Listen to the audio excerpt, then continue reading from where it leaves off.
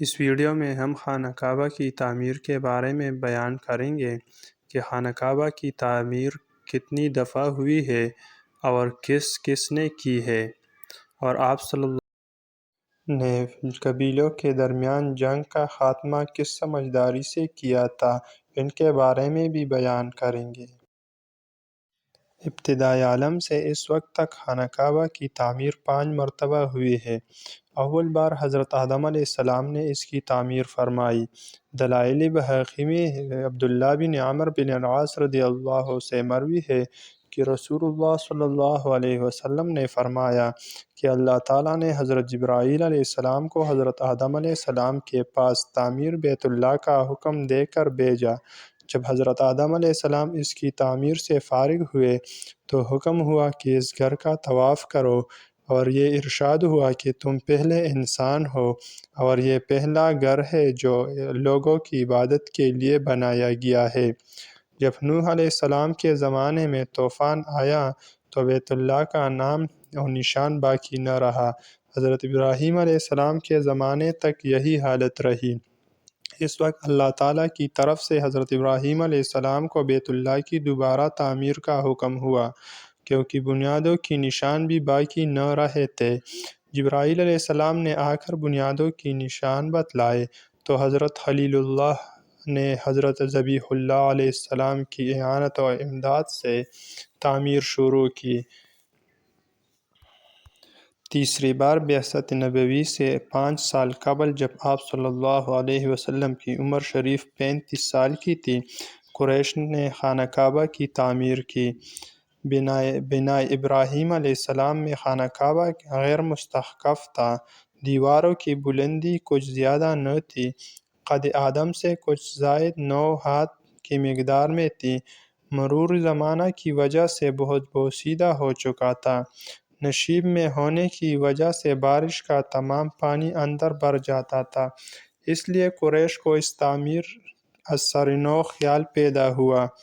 جب تمام رؤسائے قریش اس پر متفق ہوئے کہ بیت اللہ کو منہدم کر کے از سر نو بنایا جائے تو ابو وہب بن عامر مخزومی رسول اللہ صلی اللہ علیہ وسلم کے والد ماجد کے ماموں کھڑے ہوئے اور قریش سے مخاطب ہو کر یہ کہا کہ دیکھو، بیت اللہ کی تعمیر میں جو کچھ بھی خرچ کیا جائے وہ کسب حلال ہو، اور زنا، چوری اور سود وغیرہ کا کوئی پیسہ اس میں شامل نہ ہو، صرف حلال مال اس کی تعمیر میں لگایا جائے۔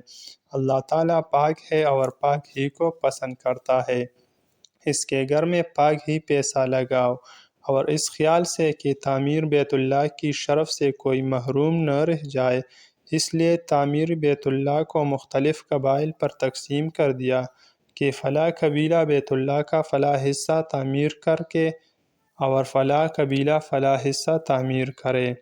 دروازے کی جانب بنی عبد المناف اور بنی زہرہ کے حصے میں آئی۔ حجر اسود اور رکن یمانی کا درمیانی حصہ بنی مخزوم اور دیگر قبائل قریش کے حصے میں آیا۔ بیت اللہ کی پشت بنی حجم اور بنی سہم کے حصے میں آئی، اور ختیم بنی عبدالدار، بنی قصی، بنی اسد اور بنی عدی کے حصے میں آئی۔ اسی اثناء میں قریش کو یہ خبر لگی کہ ایک تجارتی جہاز جدہ کی بندرگاہ سے ٹکرا کر ٹوٹ گیا ہے۔ ولید بن مغیرہ سنتے ہی جدہ پہنچا اور اس کے تختے خانہ کعبہ کی چھت کے لیے حاصل کر لیے۔ اس جہاز میں ایک رومی معمار بھی تھا جس کا نام باقوم تھا۔ ولید نے تعمیر بیت اللہ کے لیے اس کو بھی ساتھ لے لیا۔ ان مراحل کے بعد جب قدیم عمارت کے منہدم کرنے کا وقت آیا تو کسی کی ہمت نہ ہوتی تھی کہ وہ بیت اللہ کے ڈھانے کے لیے کھڑا ہوا۔ بالآخر ولید بن مغیرہ پواڑا لے کر کھڑا ہوا اور یہ کہا، اللہم لا نرید الا الخیر، اے اللہ ہم صرف خیر اور بھلائی کی نیت رکھتے ہیں، معاذ اللہ ہماری نیت بری نہیں ہے۔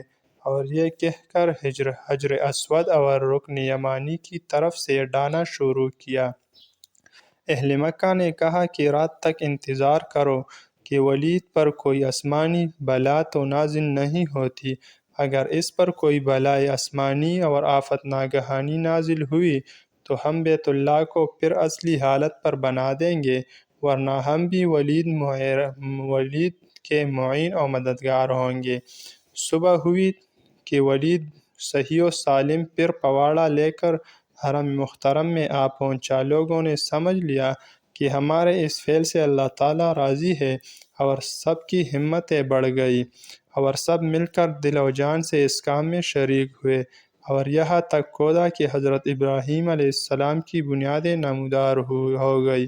ایک قریشی نے جب بنیاد ابراہیمی پر پواڑا چلایا تو دفعتاً تمام مکہ میں ایک سخت دھماکہ ظاہر ہوا، جس کی وجہ سے آگے کھودنے سے رک گئے اور انہی بنیادوں پر تعمیر شروع کر دی۔ تقسیم سابق کے مطابق ہر قبیلہ نے علیحدہ علیحدہ پتھر جمع کر کے تعمیر شروع کی۔ جب تعمیر مکمل ہو گئی اور حجر اسود کو اپنی جگہ پر رکھنے کا وقت آیا تو سخت اختلاف ہوا، تلواریں کھینچ گئیں اور لوگ جنگ و جدال اور قتل و قتال پر آمادہ ہو گئے۔ جب 4-5 روز اسی طرح گزر گئے اور کوئی بات طے نہ ہوئی تو ابو امیہ بن معاویہ مخزومی نے، جو قریش میں سب سے زیادہ معمر اور سن رسیدہ تھا، یہ رائے دی کہ کل صبح جو شخص سب سے پہلے مسجد الحرام کے دروازے سے داخل ہو، اسی کو اپنا حکم بنا کر فیصلہ کرا لو۔ سب نے رائے کو پسند کیا۔ صبح ہوئی اور تمام لوگ حرم میں پہنچتے ہی سب کی زبانوں سے بے ساختہ یہ لفظ نکلا: ھذا محمد الامین رضوینا ھذا محمد الامین، یہ تو محمد امین ہے، ہم ان کے حکم بنانے پر راضی ہیں، یہ تو محمد امین ہے صلی اللہ علیہ وسلم۔ آپ صلی اللہ علیہ وسلم نے ایک چادر منگوائی اور حجر اسود کو اس میں رکھ کر یہ فرمایا کہ ہر قبیلہ کا سردار چادر کو تھام لے تاکہ اس شرف سے کوئی محروم نہ رہے۔ اس فیصلے کو سب نے پسند کیا اور سب نے مل کر چادر اٹھائی۔ جب سب کے سب اسی چادر کو اٹھائے اسی جگہ پہنچے جہاں اس کو رکھنا تھا تو آپ صلی اللہ علیہ وسلم بنفس نفیس آگے بڑھے اور اپنے دست مبارک سے حجر اسود کو اپنی جگہ پر رکھ دیا۔ چوتھی بار حضرت عبداللہ بن زبیر رضی اللہ عنہ نے اپنے زمانہ خلافت میں بیت اللہ کو شہید کر کے از سر نو تعمیر کرایا۔ پانچویں بار اس کو حجاج بن یوسف نے بنایا۔